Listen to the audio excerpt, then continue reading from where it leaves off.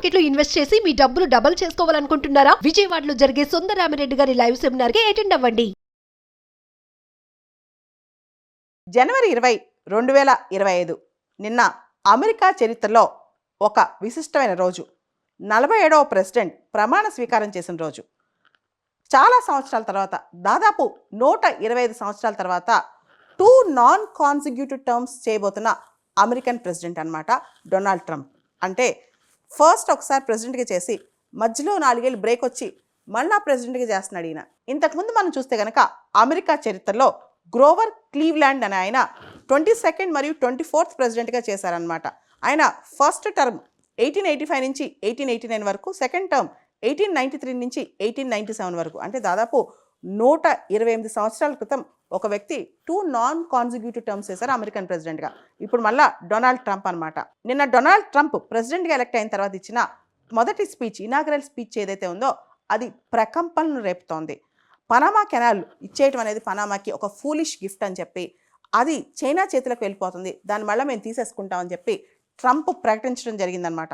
అంతేకాదు, Paris climate deal నుంచి America బయటకు వచ్చేస్తే, అమెరికాకి ప్యారిస్ క్లైమేట్ డీల్కి ఎలాంటి సంబంధం లేదు, మేము ఎలాంటి క్లైమేట్ కమిట్మెంట్స్ చేయట్లేదని చెప్పడం, వరల్డ్ హెల్త్ ఆర్గనైజేషన్లో అమెరికా ఉండదని చెప్పడం, NATO north Atlantic treaty organisation సంబంధించి ఏ అయితే మెంబర్ కంట్రీస్ ఉన్నాయో అందరూ ఒకటే స్లాబ్, అందరూ కూడా ఇంత కట్టాలి, దానికి ఇంత కంట్రిబ్యూట్ చేయాలని చెప్పడం, ఇట్లా ఆయన చాలా పెద్ద పెద్ద పాలసీస్, పెద్ద పెద్ద విధానాలు, ఫారెన్ పాలసీలో చాలా షేక్ అయ్యే మాటలు మాట్లాడారనమాట. అమెరికా ప్రెసిడెంట్గా డొనాల్డ్ ట్రంప్ ప్రమాణ స్వీకారం చేయగానే బిడెన్ యొక్క చాలా పాలసీస్ను ఆయన వెనక్కి తీసుకున్నారు. కెనడా, మెక్సికో పైన పన్నులు వేస్తాను, అడిషనల్ టారిఫ్స్ వేస్తానని చెప్పి కూడా ఆయన బెదిరించడం జరిగింది. గల్ఫ్ ఆఫ్ మెక్సికోని గల్ఫ్ ఆఫ్ అమెరికాగా రీనేమ్ చేస్తున్నామని చెప్పారు. అంతేకాదు, మౌంట్ డెనాలి ఏదైతే ఉందో దాన్ని మౌంట్ మెకిన్లే అని పేరు మారుస్తాం, అది అమెరికా గ్రేట్నెస్ సంబంధించిన విషయం. మౌంట్ డెనాలి పేరుని మౌంట్ మెకిన్లే అని పేరు మారుస్తామని చెప్పడం జరిగిందనమాట. తర్వాత అమెరికా మెక్సికో బార్డర్ ఏదైతే ఉందో అక్కడ నేషనల్ ఎమర్జెన్సీ ప్రకటించారనమాట.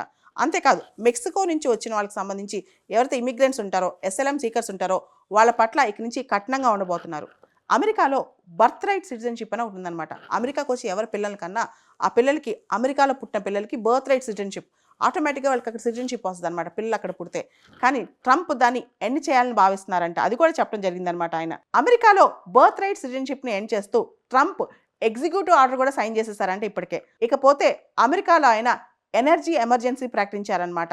ఇంతకుముందు బిడెన్ గవర్నమెంట్ ఏదైతే ఎలక్ట్రిక్ వెహికల్స్ని ప్రమోట్ చేస్తుందో అవన్నీ పక్కన పెట్టేసి ఫాజిల్ ఫ్యూయల్ డ్రిల్లింగ్ మీద ఆయన ఫోకస్ పెడతారంట.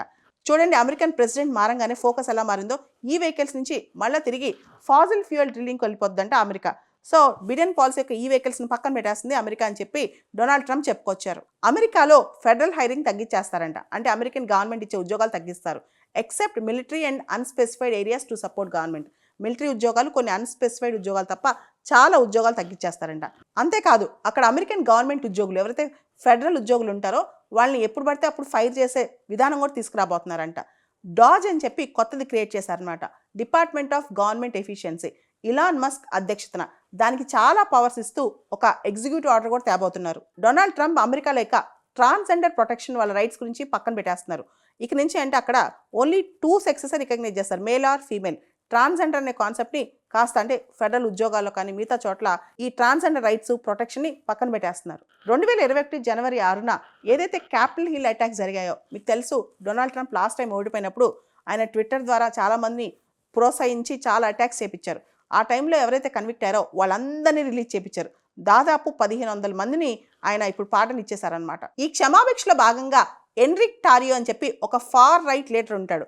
ఆయన ప్రౌడ్ బాయ్స్ అని చెప్పి ఒక గ్రూప్ స్టార్ట్ చేసి డొనాల్డ్ ట్రంప్కి సపోర్ట్గా చాలా ఉద్యమమే చేస్తాడు. ఆయన ఓడిపోయినప్పుడు ఆయనకి తర్వాత 22 సంవత్సరాలు శిక్ష పడుద్ది, ఎందుకంటే వైలెన్స్ ప్రోత్సహించినందుకు. ఇప్పుడు ఆయన్ని కూడా కంప్లీట్గా పాటను ఇచ్చేశాడు. ఆయనకు కూడా పూర్తిగా, ఎన్రిక్ టారియోకి కంప్లీట్గా పూర్తిగా క్షమాభిక్ష ఇచ్చేశాడనమాట డొనాల్డ్ ట్రంప్. జో బిడెన్ టైంలో టిక్టాక్ని బ్యాన్ చేసింది అమెరికా.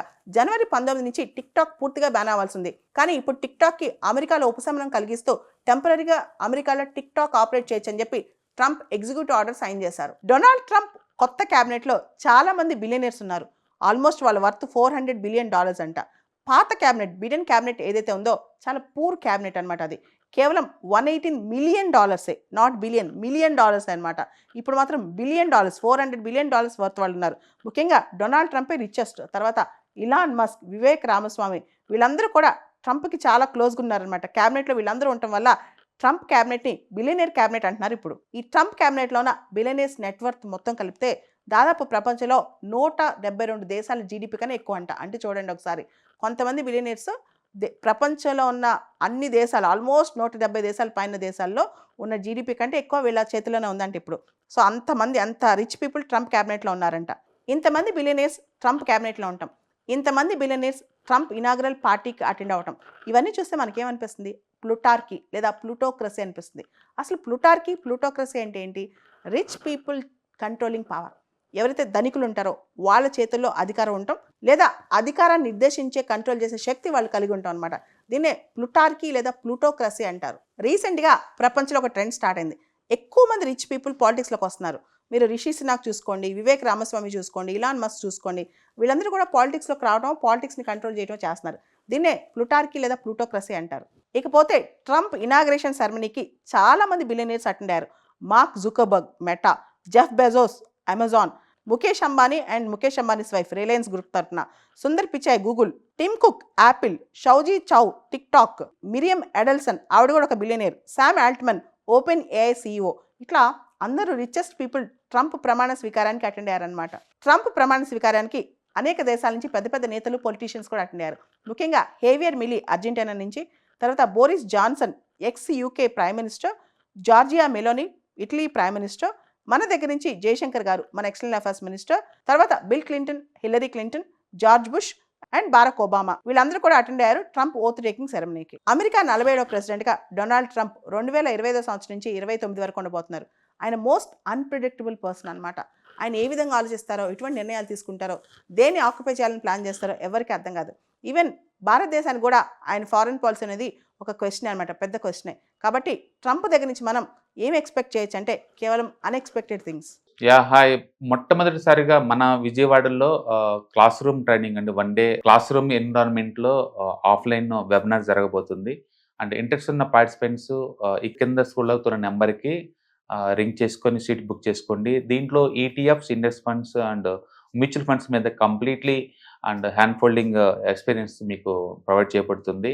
దీని ద్వారా ఏంటంటే మనం ఎసెట్స్ని స్టాక్ మార్కెట్లో ఎలా మేనేజ్ చేసుకోవాలి, ఎలా గ్రో చేసుకోవాలి, ఎలా ప్రొటెక్ట్ చేసుకోవాలో అంటే ప్రాక్టికల్గా నేర్చుకుంటారు. అండ్ మీ ఇప్పటి వరకు మనం ఆన్లైన్లోనే మీరు అటెండ్ అవుతున్నారు. ఇక నుంచి మీరు మన విజయవాడ సిటీలోనే అండ్ లైవ్లో క్లాస్ రూమ్ ఎన్విరాన్మెంట్లో నేర్చుకునే ఛాన్స్ దొరుకుతుంది. కాబట్టి ఇంట్రెస్ట్ ఉన్న పార్టిసిపెంట్స్ కింద స్క్రోల్ అవుతున్న నెంబర్కి పింగ్ చేసి సీటు రిజర్వ్ చేసుకోండి. Thank you.